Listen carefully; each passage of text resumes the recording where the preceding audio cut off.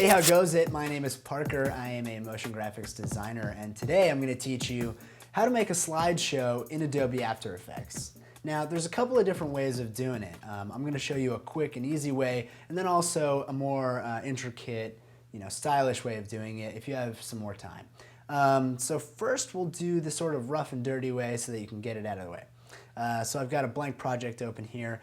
I can import either going File, Import, File, Apple I, as you see. I can right-click in my project, or the way I like it, I just double-click in my project window and it brings up the Import File dialog box. Okay, so now I've got these 6 images that I shot down at the beach, and what I could do is just bring these in, and now that I've got them all selected here in my project window, I can just drag them right into my Make Comp button, and that's going to make a new composition. Before it does, it's going to show me this new composition from Selection dialog box. Now, I want a single composition, one slideshow, and I want the dimensions from the first one, even though they're actually all the same. But if you have a couple of different dimensions, you're going to want to see either which one's the widest, or if the majority of them are all portraits and vertical, you're going to want to select whichever dimension that is. Down here I've got still duration. Right now it's at 4 seconds, and I'm going to make that 5. Next, add to render queue. This would be if you know that you're really going to rush through and you want it to render immediately after creating the composition. That's if you've really got everything set up, but you don't really need to add it right away. I do, however, want to sequence the layers. That's going to basically skip a step. Instead of me going through and telling it to then sequence the layers after, it can do it right here from the dialog box. Pretty nice. And I do want them to overlap. A nice thing about slideshows is they're usually dissolving from one to the other. And I'm going to have that dissolve here be the 1 second that they've already got in there. And transition, you could either turn it off, you can dissolve the front layer, or you can dissolve both front and back. I'm going to leave it just on front layer and hit OK. Okay, so now I've got a new composition with the dimensions of the first photo. And as you can see here, they're all nicely sequenced. And the duration of the composition matches as per the settings that I just put in.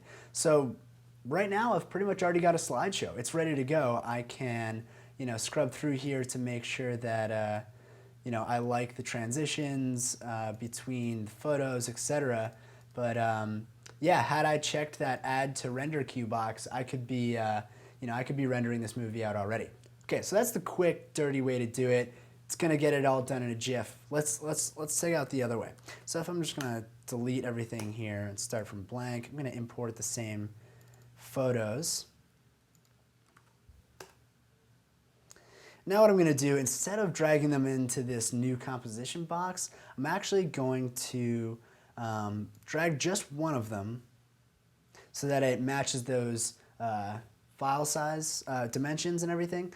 And then I'm going to drag the rest of them in below here. And what I can do is actually drop them down like that, hit the left bracket button to get them to go all to where my cursor is, and then I'm going to drag them all out to the end here. So now I've got everything is, in this case, 10 seconds long.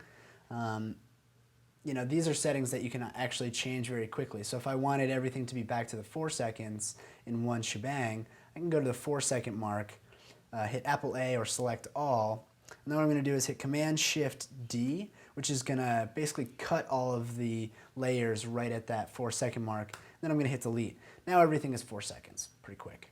Okay. So the theory here is that I can create a number of effects like that cross dissolve and a couple of other things onto the first one and then apply it down the line. So let's do that. So I'm going to hit T for opacity, then I'm going to hold shift and hit S for scale and P for position. Okay. So now what I'm going to do is actually select all again by hitting Apple A and click the little 3D box. So what that's going to do is on my position, it's going to add that Z dimension so that I can actually, fuck, that's not what I want to do.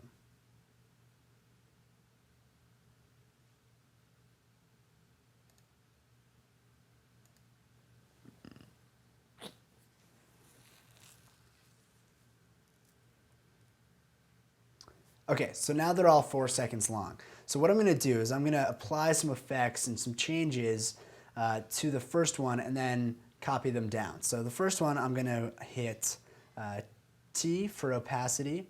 Then I'm also going to hit, while holding shift, I'm going to hit S for scale and P for position. Okay, so now I've got these three parameters open and I'm going to start with opacity. So now if it's at 100%, I'm just going to zoom in here. And let's say over the first second, it comes up to that 100%. So I'm just going to move that keyframe over. And then in the first moment, we'll be at 0. Now we're going to see the other photo here underneath it now, but eventually we're going to sequence them all like we did in that first instance. So that'll be black underneath that. So in the first second, it'll go up from black to 100% opacity. And then over the whole duration, I want to do a nice scale. So I'm just going to zoom this back out. And I'm going to start at 100% scale so that it takes up the whole composition window. And then at 4 seconds here, I'm going to bump it up to, say, 135. So now we've got a nice sort of forward push. And if you wanted to tweak this at all, say if you wanted them all to be scaling up but going left to right so that the whole slideshow feels like it's going one way, that's where we're going to use our position. So I'm going to turn on position here in the center. And I'm going to do this last because you'll notice that you're going to be limited by that scale function. So now at the end, what I'll do is actually I'm going to bump back a frame to see how much leeway I have because I can see that square. And then I'm just going to shift. Actually, I'm going to make them all. Let's all go the other way. I'm going to hold shift and then push it to the right. So now I'm starting here. It's scaling up, and that left side is going to stay right on the left side of the composition. Now, since I bumped over that one frame, I'm going to need to fix that and make sure it's right at the end. Great. Okay, so now I've got these three parameters, and I want to apply them to the rest of my images. So what I'm going to do is select all those keyframes, hit Apple C or Edit Copy. Then I'm going to select the rest of my images, make sure that my timeline scrubber here is at the beginning, because wherever I have that, if I were to hit paste at 2 seconds, it's going to paste those first keyframes starting at 2 seconds and going forward. But I want them to be in the very front. So pull it to the front, Apple V or Edit Paste, and now those parameters are pasted to all my images. Okay, and you can actually see because now it's black, so it's that opacity is coming into play, and now all those effects, if I toggle down here, you'll see have been added as keyframes. Okay, great. So now what I'm going to do as the last step here is select all. And in order to sequence the layers very quickly, instead of doing it manually and nudging them all down, I'm just going to go up here to Animation, Keyframe Assistant, Sequence Layers. So this is pretty similar to what we saw in that first dialog. I'm going to overlap it for 1 second, and I'm going to have the transition be the dissolve front layer. I'm going to say OK. And now all those, all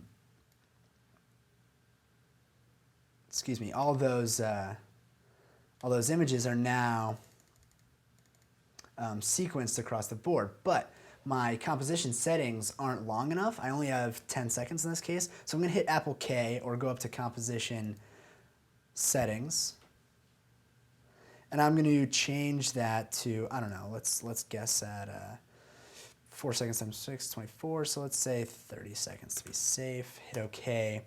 And now my composition is going to be just a bit longer than that last one. So I can go down and find where that last end frame is. Do a quick opacity change on this last image by hitting T, creating a 100% keyframe there. And then at the very end, I'm going to have it fade out to 0. And now I see I'm at 19 seconds is when the overlap and all that math worked out to.